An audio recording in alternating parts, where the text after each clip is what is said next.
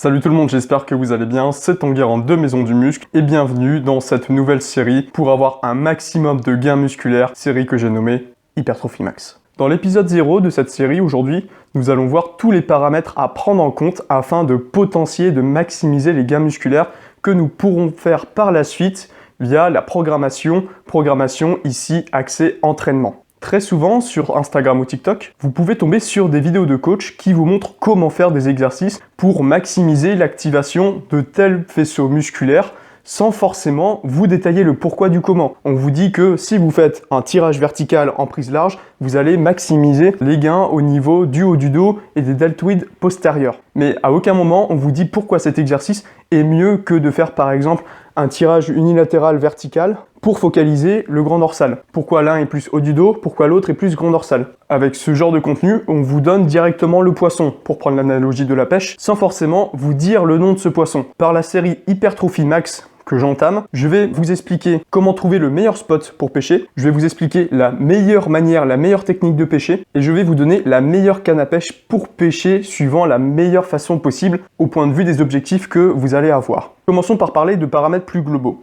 Lorsque l'on cherche à optimiser nos gains d'un point de vue hypertrophique, il faut prendre des sélections déjà plus globales, précises et d'autres procédés. Par sélection globale, cela viendra naturellement par le muscle que l'on voudra cibler, la tension mécanique que l'on pourra appliquer sur le mouvement, la fatigue que générera ce mouvement, fatigue centrale ou périphérique, et finalement les articulations qui rentreront en jeu dans ce mouvement et le fait de minimiser les fatigues également du point de vue des articulations. Par exemple, reprenons ça en détail d'un point de vue musculaire. Je cherche un exercice parce que je veux développer mes pectoraux. Ok, par exemple, ce serait totalement inutile de faire du tirage, que ce soit vertical ou horizontal, car ce n'est pas du tout là les fonctions du grand pectoral. Ensuite, par la tension mécanique, on sait que c'est via ce type de tension que se produisent 90% des gains. On appose un stimulus à un groupe musculaire qui va par la suite générer une réponse, donc issue de l'entraînement, et il faut que cette réponse soit positive et que le corps puisse récupérer, en ce sens que la synthèse des protéines soit supérieure à la dégradation des protéines. Car ensuite également, il y aura stress plus métabolique et dommages musculaires, mais ça c'est de manière très minime quand on cherche à optimiser les gains en termes de volume musculaire. Au niveau de la fatigue, il y aura le ratio stimulus-fatigue par rapport à l'exercice. On veut assez de stimulation, mais il faut toujours trouver le meilleur compromis entre volume, intensité et fréquence. Par exemple, faire un exercice type soulevé de terre, est-ce que ce serait le plus optimal d'un point de vue hypertrophique? Pas forcément, car il va apporter beaucoup trop de fatigue d'un point de vue nerveux. Du point de vue des articulations, il faudra s'assurer que ce sont les bonnes articulations qui bougent pendant le mouvement effectué et également que l'on mette le moins de tension sur des articulations pour pouvoir perdurer dans le long terme. Ça nous amène directement dans les sélections plus précises, dans les exercices. Il faudrait voir la biomécanique associée au mouvement. Par exemple, je reprenais les pectoraux. Quel est le type de mouvement que peuvent faire les pectoraux? Je ne vais pas les énoncer ici parce que ce sera un peu long, ce sera l'objet d'une autre vidéo. Mais une fois qu'on sait l'anatomie fonctionnelle, la biomécanique que peut permettre les pectoraux, on sait comment mouvoir les pectoraux et on sait l'appliquer concrètement via la meilleure façon possible pour l'optimiser, suivant également les différents faisceaux. On aura ensuite via l'amplitude que nous permet l'exercice que l'on fera. Il faut toujours essayer de chercher l'amplitude maximale pour chercher le plus grand étirement des fibres musculaires et par là même une meilleure réponse issue de l'entraînement. Et en plus, cela permet d'habituer, que ce soit tendon ou muscle, capsule articulaire, ça permet d'aller dans des amplitudes beaucoup plus complètes de mouvement, de se renforcer et de limiter par la suite les potentiels risques de blessures. En gros, c'est tout bénef de toujours chercher l'amplitude maximale dans certains de ces mouvements, sauf cas extrême de spécificité, mais ça, on en reparlera autre part.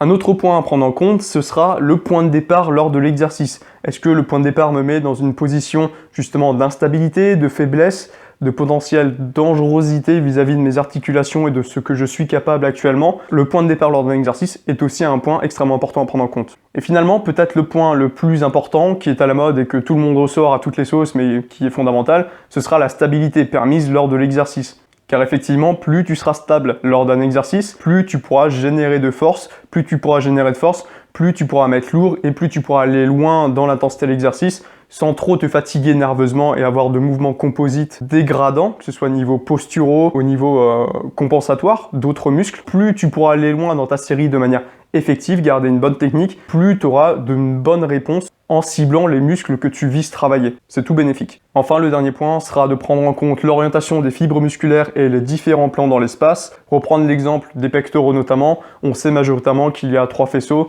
donc faisceau claviculaire, sternal, costal. Et donc par exemple, si je veux bosser le faisceau claviculaire, on sait que mon mouvement devra plus ou moins aller vers le haut ou vers faire une adduction. Sur antépulsion, flexion d'épaule, sur une adduction, mais dans tous les cas, voilà, majoritairement dans les sens des fibres, donc un peu vers le haut. Et le point de travailler différents plans dans l'espace, c'est-à-dire que pour un exercice, on cherchera toujours différentes manières de travailler. Par exemple, un exercice qui permettra de bosser le faisceau musculaire et l'orientation des fibres musculaires désirées en amplitude étirée, en amplitude mid-range, et enfin en position raccourcie.